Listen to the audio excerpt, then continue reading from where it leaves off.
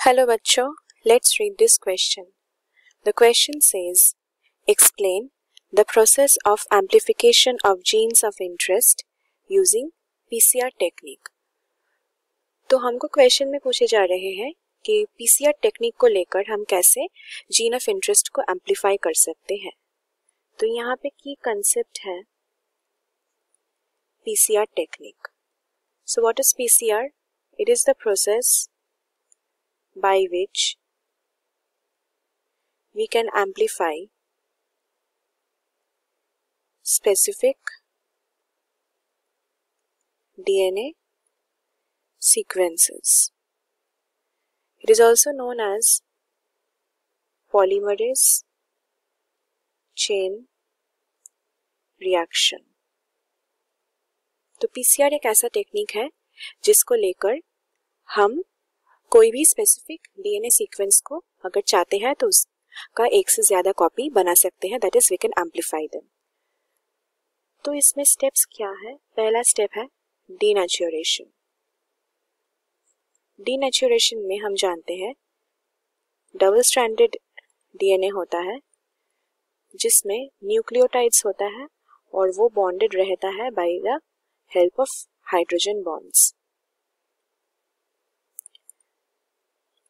तो ये double stranded DNA जो है इसमें एक बहुत हाई टेम्परेचर अप्लाइड होता है, that is 94 degree Celsius, and due to this high temperature the hydrogen bonds will be denatured. मतलब ये बॉन्ड्स ब्रेक हो जाता है और होने के बाद डबल स्ट्रैंडेड से ये सिंगल स्ट्रैंडेड हो जाते हैं. दोनों सिंगल स्ट्रैंडेड डीएनए हमको मिलता है. One is 5 prime 3 prime, another one is 3 prime 5 prime. तो इन दोनों में न्यूक्लियोटाइड सेपरेटेड होकर अलग स्ट्रैंड्स हो जाते हैं.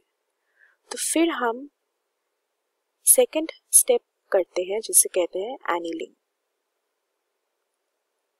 एनीलिंग में क्या होगा, हम शॉर्ट डीएनए सीक्वेंसेस लेंगे जिसको हम कहते हैं प्राइमर्स. ये प्राइमर्स एनील हो जाएगा ये जो सिंगल स्ट्रैंडेड डीएनए था उसमें, मतलब बॉन्ड्स फिर से जुड़ जाएगा. तो 3 प्राइम एंड में ये शॉर्ट डीएनए सीक्वेंसेस आकर ये डीएनए से बॉन्ड कर सकता है और यहाँ से भी आकर इससे बॉन्ड करने लगेगा. और इसका जो टेम्परेचर होता है ये टेम्परेचर होता है 54 डिग्री सेल्सियस. फिर इसके बाद थर्ड स्टेप आता है प्राइमर एक्सटेंशन. ये प्राइमर एक्सटेंशन में क्या होता है, the primers which were bound to the 3 prime end of the DNA, ये था 3 प्राइम एंड. तो यहाँ पे जो प्राइमर्स बाइंड हुए थे ये प्राइमर्स एक्सटेंड करने लगेगा, मतलब इसका length through out this DNA will start increasing. और इसके लिए हम ऐड करेंगे DNTPs, मतलब हम यहाँ पे न्यूक्लियोटाइड्स ऐड करेंगे. फिर ये यहाँ पे जो न्यूक्लियोटाइड्स था इसके साथ बॉन्ड करके ये प्राइमर एक्सटेंशन हो जाएगा. और इसका टेम्परेचर होता है at about 72 degree Celsius, and this is done with the help of an enzyme, and the name of that enzyme is DNA Taq polymerase. Why is it called Taq polymerase? This is because it is obtained from a bacterium named Thermus aquaticus, due to which it is known as Taq. फिर जब ये gradually primer extension हो रहा है तब हम क्या देख सकते हैं कि फिर से एक डीएनए से 2 डीएनए बन गया. तो पहले जो डबल स्ट्रैंडेड डीएनए था वो डीनेचर होकर सिंगल स्ट्रैंडेड डीएनए बनाया था विच वर 2 इन नंबर. और ये दोनों डीएनए पर प्राइमर्स आने के बाद एक डबल स्ट्रैंडेड डीएनए हो गया और एक दूसरा डबल स्ट्रैंडेड डीएनए हो गया.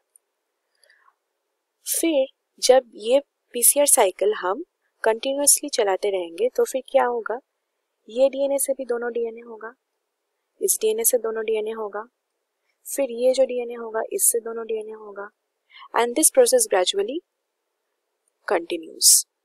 तो यहाँ पे हमने देखा कि जैसे ही साइकिल्स इंक्रीज कर रहा है, जो डीएनए का कॉपीज हो रहा है वो भी इंक्रीज होते जा रहे हैं, और वो कैसे इंक्रीज हो रहा है, 2 to the power n, where n is the number of cycles of PCR। तो ऐसे ही हमारा PCR के लेकर एक डीएनए से हम बहुत सारे डीएनए बनाकर उसको सीक्वेंस को हम एम्पलीफाई कर सकते हैं। So that's it with the question. Hope you have understood it well. Best of luck.